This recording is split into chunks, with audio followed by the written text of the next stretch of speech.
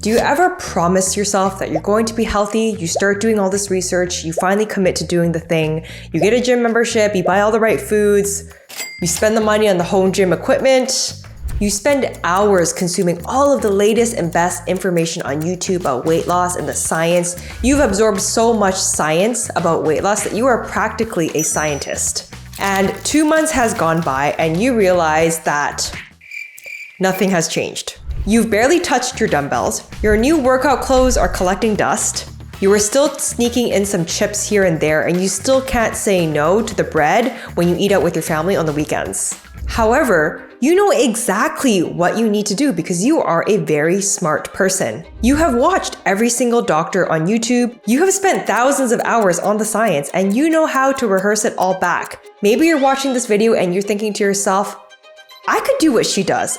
I know more than she does. I'm just as smart as she is.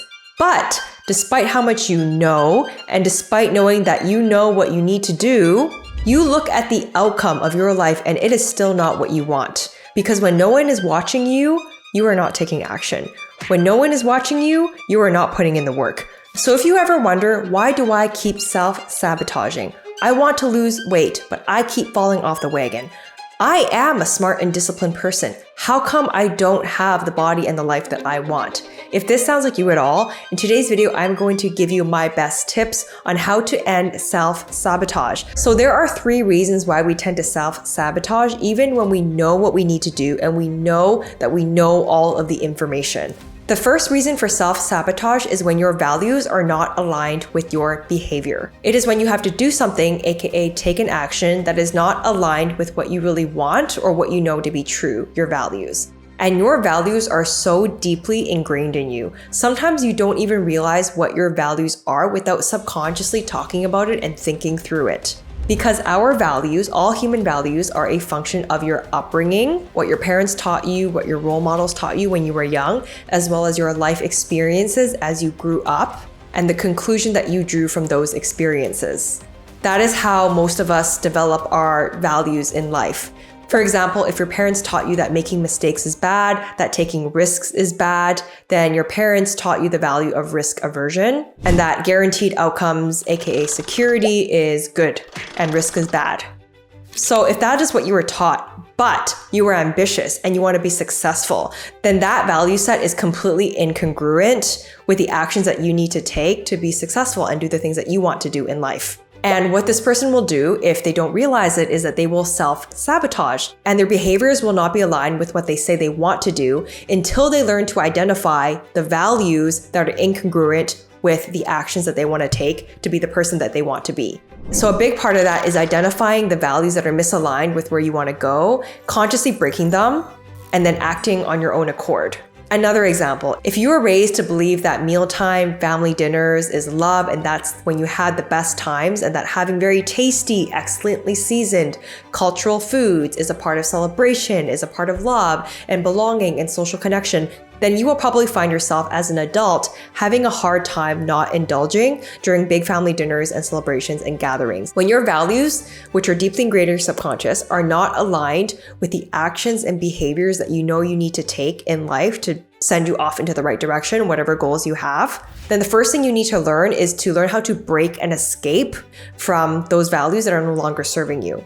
Whether it's just identifying them and being aware of them and just being aware that those values are no longer serving you, or it is consciously detaching from them and separating yourself from them so that you can kind of go where you want to go in life. The second reason for self-sabotage is underlying fears. So all humans have fears. I have fears, you have fears. How we choose to act in spite of them is a choice. For example, I have a fear of self-acceptance and rejection just as much as you do watching this video. I choose to be here filming this video knowing that I will be judged, knowing that some people will disagree, knowing that some people will make fun of me, but I still do it anyways because I act in spite of the fears. Because the pain for me of not achieving my goals in life and living in life not knowing who I am and what I'm capable of is more painful and greater than those fears. So all humans have fears, some more than others, and the decision to act in spite of them is a choice. But when you have fears of, not being good enough, not being loved, the fear of failure, fear is paralyzing. And all of these fears can lead to feelings of worthlessness or incompetence, the belief that you don't deserve to be happy, or the belief that you don't deserve to be comfortable in your own skin. These are fears that can really inhibit the right actions that you need to take and cause self-sabotage. In the book Stop Self-Sabotage, Dr. Judy Ho explains self-destructive behavior as a biological response. We actually get a boost in dopamine when we set goals. But when it's time to take action, the fear of failure can actually trigger anti-avoidant behavior. Our brain then identifies this as a threat, and in order to avoid that threat, we subconsciously start to shy away from the goals that we set. If you were raised by parents that always told you that the glass was half empty, that used negative forms of punishment to encourage the right behaviors in you, that maybe had the victim mentality themselves, that life just happened to us, right? That can damage your self-confidence as a child and a young adult without you even knowing. And that can lead to fear and then things like self-sabotage when you know you need to take a certain action to get to where you want to go in life. The third reason is that self-sabotage can turn into a habit and literally be ingrained in the neural pathways in your head. So another way to see self-sabotage is when you know better, but you do it anyway. And this can start to be a repetitive pattern in your life.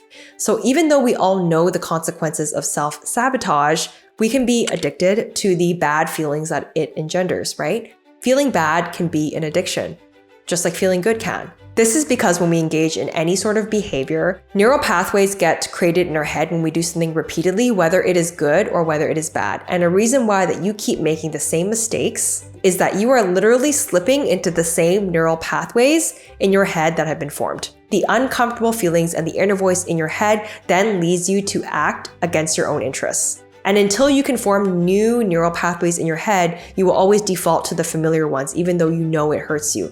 And if you do self-sabotage out of habit, then a book that I recommend you reading is Atomic Habits by James Clear, The Slight Edge by Jeff Olson, or The Compound Effect by Dan Hardy. All of these books teach the same concepts, taught in slightly different ways. Now, those are all the different reasons of self-sabotage. I want to talk about the forms of self-sabotage and how they can show up in your life.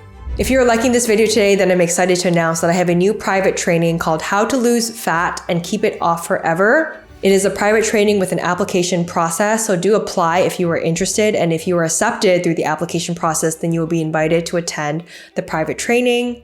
I will leave all of the description links down below on how to apply.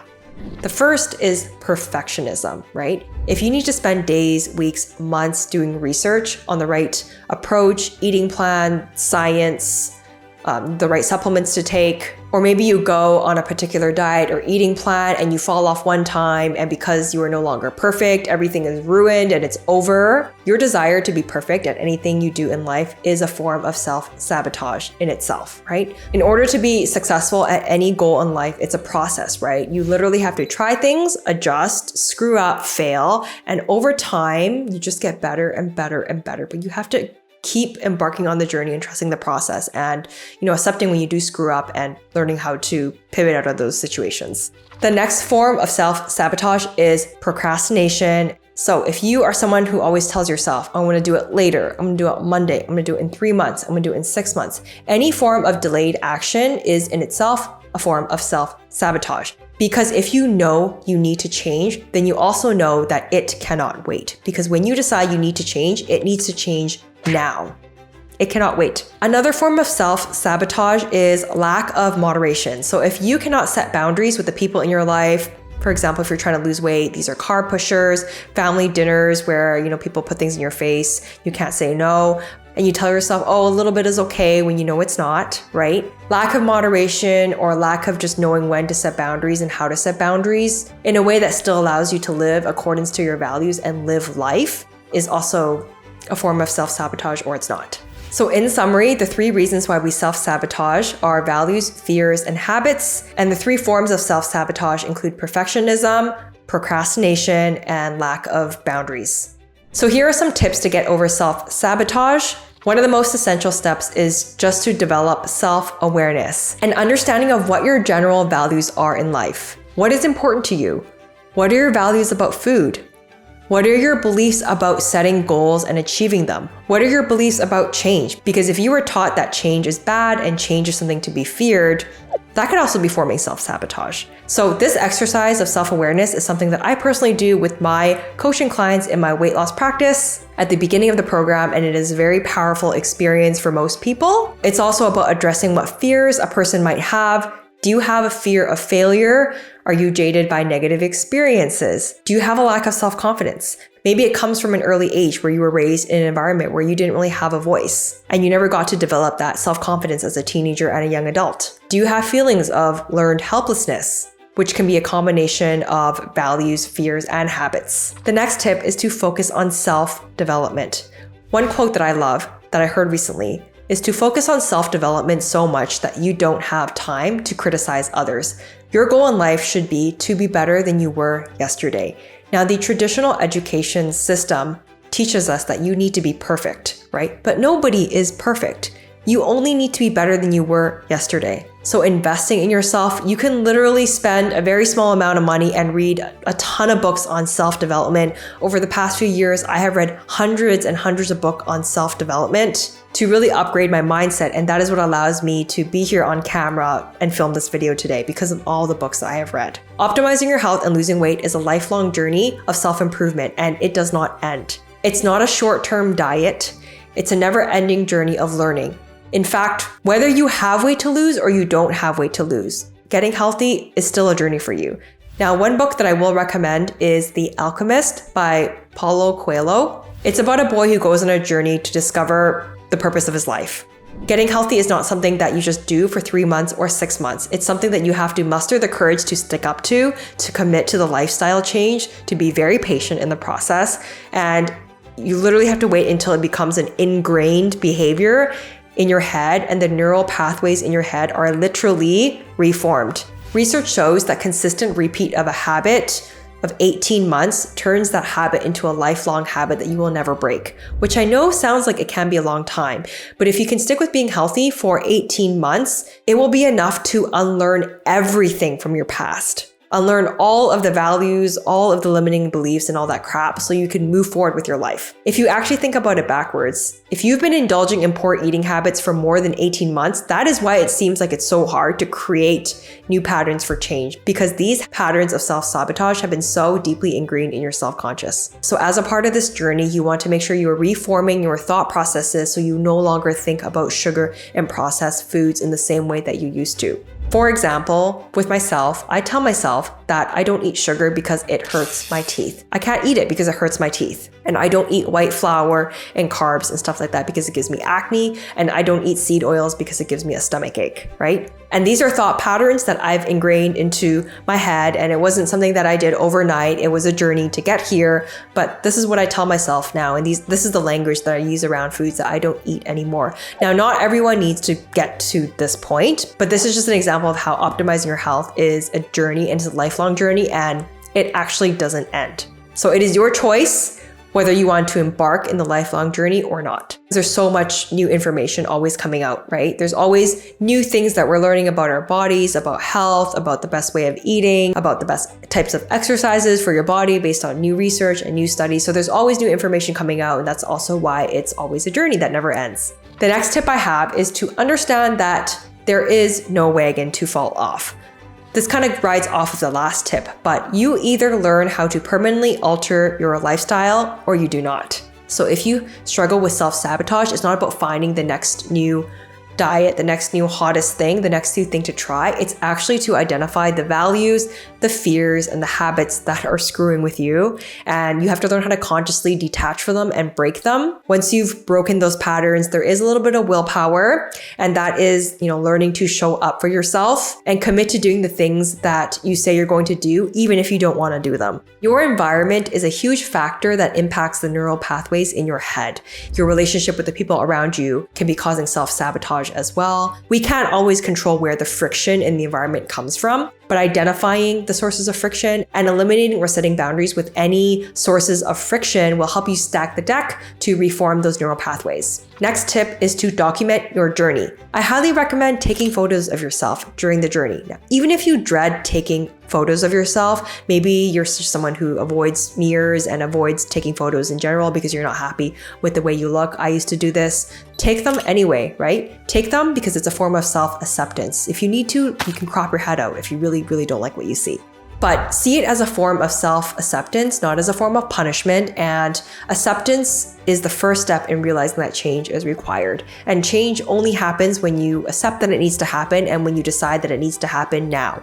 And no one can make that decision for you, only yourself. Remember that the outcome of your life is where it is because of the decisions and habits that you choose to make to this point of your life. No victim mentality. Another thing I recommend in documenting your journey is taking photos of your food and your plates, the approximate sizes, because so much of eating is behavioral and sometimes changes can creep up on you over time. So having some photos of what you were eating a couple of years ago and just having that, as a way to remind you, I think is a pretty strong way of memory recall to remind you of what you're eating when you were successfully losing weight so that in the future, if you do ever hit a plateau or dip or go off the wagon or whatever reason, you can refer back to those photos. Last tip I have is just on your relationship with food. Now, if your goal is to lose weight, then there probably is a pattern around your relationship with food that does need to be broken.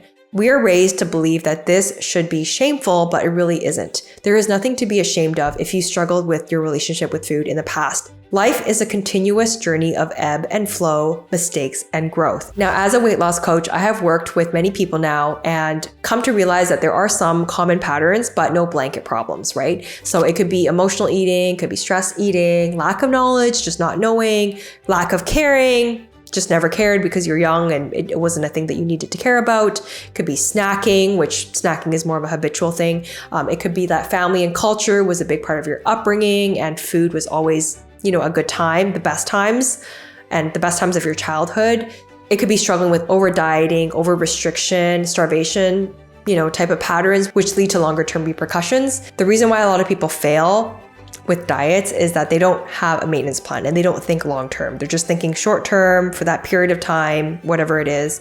But I always encourage my clients to think, what is your maintenance plan, right? Maintenance does not mean going back to your old eating habits. If that is your definition of maintenance, then you're always just going to gain the weight back, right? What does maintenance mean to you? Because maintenance is so different for everyone. Maintenance depends on your personality, it depends on your lifestyle, your values, travel, family, that sort of stuff, right? Now, with anything in life, and as you can probably tell from this video, there truly are no blanket statements.